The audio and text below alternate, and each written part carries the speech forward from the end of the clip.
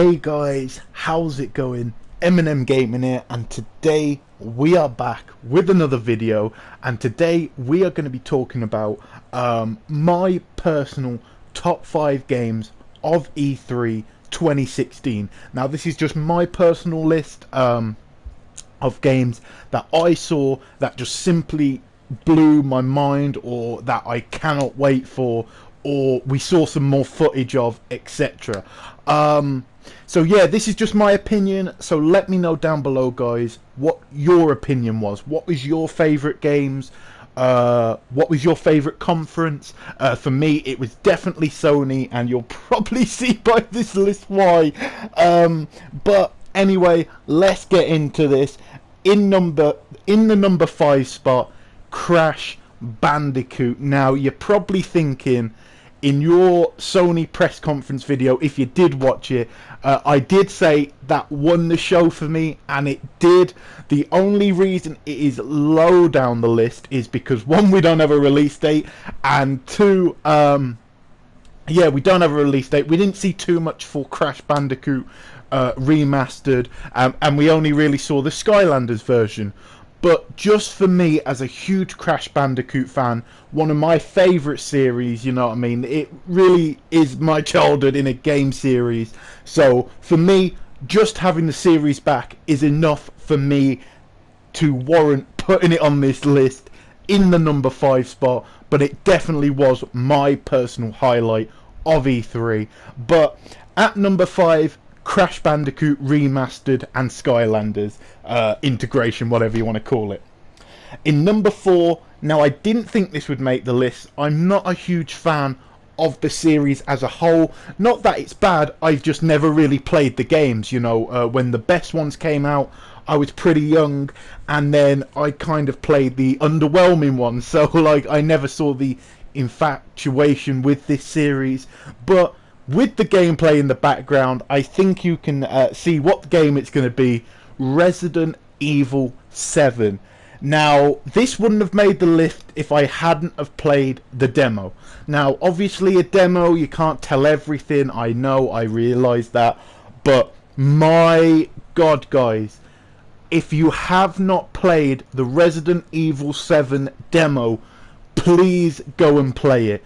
I wouldn't say it's as good as PT, but damn, it's really close, and PT was like a 10 out of 10.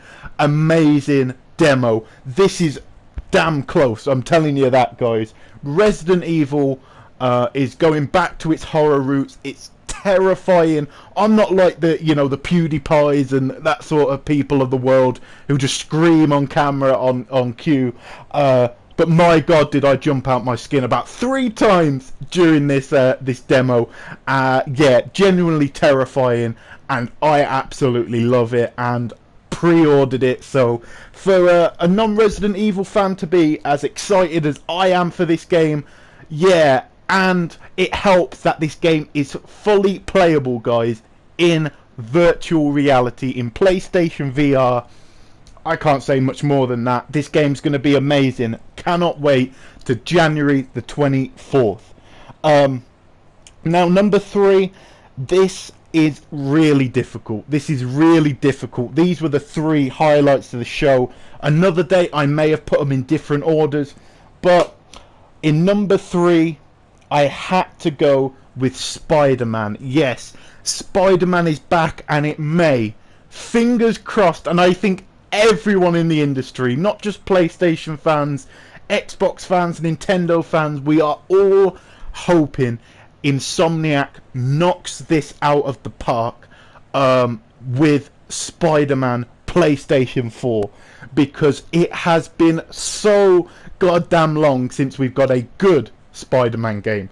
We've had the Activision ones that have been complete and utter trash, that nobody liked, which were boring, repetitive, and really the best one was the PS2 version, or you could argue the PS1. The PS1, PS2 were fantastic times for Spider-Man, and this looks to recreate that. Everything we saw was in-game, which is crazy. That means, although it says in development, this game can't be that far off because it's all in game. I cannot wait for Spider-Man. It's meant to be the biggest Marvel game of all time. That's what they're saying. That's what they're touting it as. It's the biggest Insomniac team ever. So yeah, I cannot wait for this game, man. And Spider-Man number 3. Now in number 2, this is a new IP. This game looks incredible, and that is Days Gone. The sort of biker gang, apocalypse sort of game. What we found out is that it's not zombies. These are not zombies. It's not a zombie game. It's more of The Last of Us sort of infected. So these people aren't the Walking Dead. They're literally infected people who have probably lost their mind. That's why there is so many of them, because the infection obviously probably is spread to pretty much everyone. But that is crazy, and the amount of enemies on the screen for one. Add into that how beautiful the game looked in like a dark way. I'm not saying it was like Ratchet and Clank, you know what I'm saying, but it was beautiful visually in a dark sort of gritty way. It looked amazing. It's got great gunplay. It looks like the only problem I had was the reloading. You had unlimited ammo, but I think they added that purely for the demo to show, look how many enemies are on screen. Because usually, if that was me, I wouldn't be shooting them. I'd be off. Do you know what I'm saying? So, yeah, very interesting. Looks amazing. Probably a little bit way off, but 2017, probably 2018. I cannot wait for Days Gone though. Such an amazing game, and I think I speak for most of the PlayStation community when I say it's definitely been worth the wait, in my humble opinion.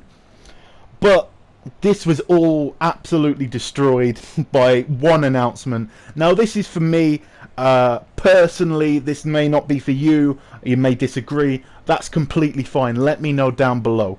But God of War. Now I don't know if this is God of War 4. I don't know if this is a reboot. I don't know. I think it's a continuation, but just in a different time set. So it's a continuation from God of War 3, but in the Norse mythology, which that's what I believe is going on. But it's just called God of War, not confusing. New set of PlayStation fans, 40 million PlayStation fans. New set of them, maybe never played a God of War game. This will be a great chance for them to enter into it. The gameplay looked amazing. It looked a mixture of The Last of Us meets Tomb Raider. There is RPG elements in the game. As you saw, when you see tracks, you gain experience points.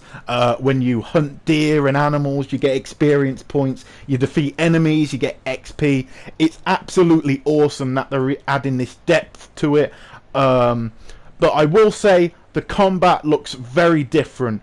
A lot of people call God of War a button masher, but it really isn't. If you were good, and I'm not saying I was particularly good. I was a button masher, but I have seen people who have played God of War 3 in particular and literally hit these combos left, right, and centre, and it is crazy. I recommend you go watch them because they are literally incredible. So God of War really, I know people call it a button masher, but in general it has a deep gameplay to it. If you're good, if you're prepared to get good, it has a deep gameplay to it. This looks very cool. This looks like a mixture of Dark Souls meets God of War. You can throw your axe at them, that blew my mind when I saw this axe, obviously a magical axe, and he just lobbed it at this, he just lobbed it at this troll thing. I just thought, what the hell is that? That's crazy. I cannot wait to explore the world of God of War, to learn this story, learn about his son, platinum the game. I just can't wait to do everything in this game. But again, guys, I am so excited for God of War, but let me know, what are you excited for? What did you see that just like, oh my god, I need this today? Let me know down below. A few honourable mentions: South Park, the Fractured But Whole. The reason I'm giving that an honourable mention: one, I loved the first one, I platinumed that, loved it to pieces. And two, it comes with the Stick of Truth. So even if Fractured But Whole is terrible, it's going to be amazing because you get Stick of Truth. So what more can you say? Yeah, but in general, guys, that is it. I hope you enjoyed the video. If you did, make sure to leave a like, comment, and subscribe. And I'll catch you guys in a new video.